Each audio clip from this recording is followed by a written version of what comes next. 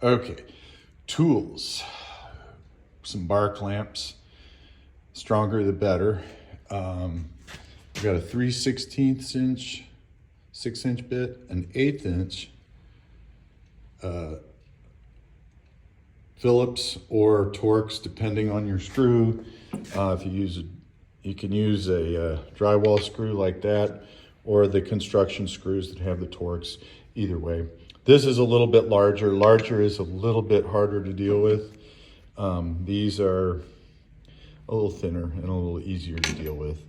So, and let's see, the countersink, if you've got a bugle head, then obviously you countersink it. Oh, don't forget, it's handy to have a bar of soap or some wax. That's beeswax. It'll help you. Okay, so this is the cabinet I'm working on right now, and what we're talking about is joining this and like if there's another cabinet that would come in here.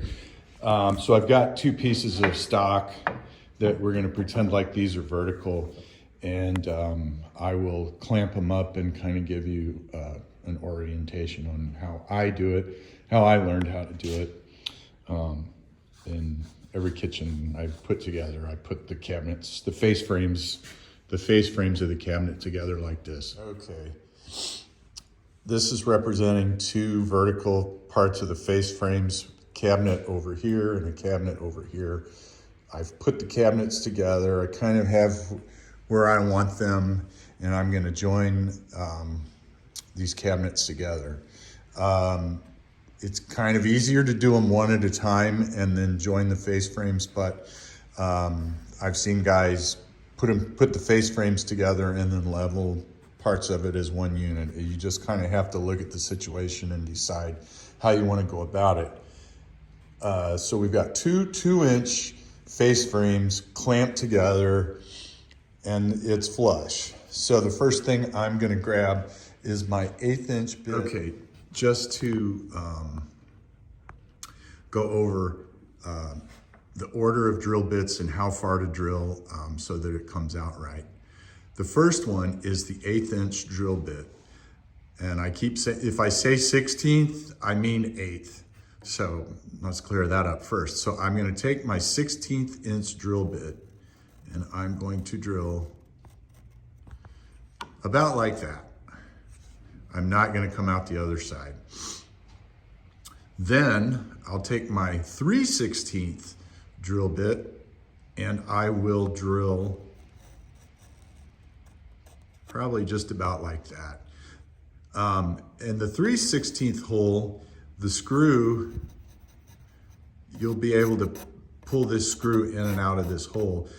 Basically, this piece is acting like a nut.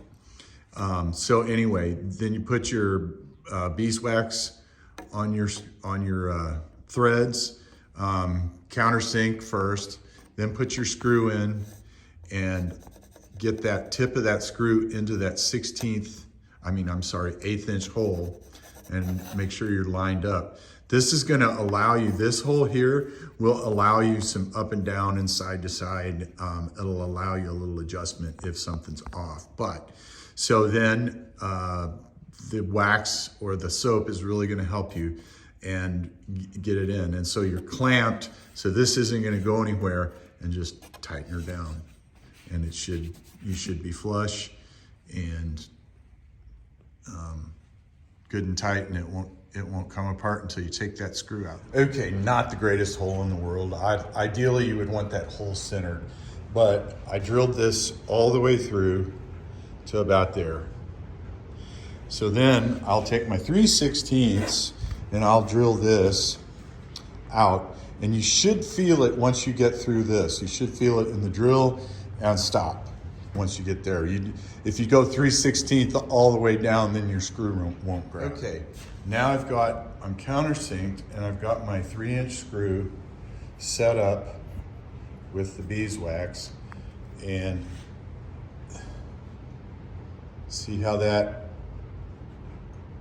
gets over into this one.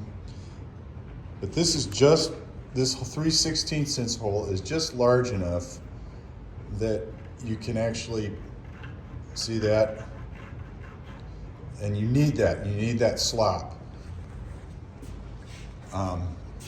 This piece is gonna act like a nut, essentially.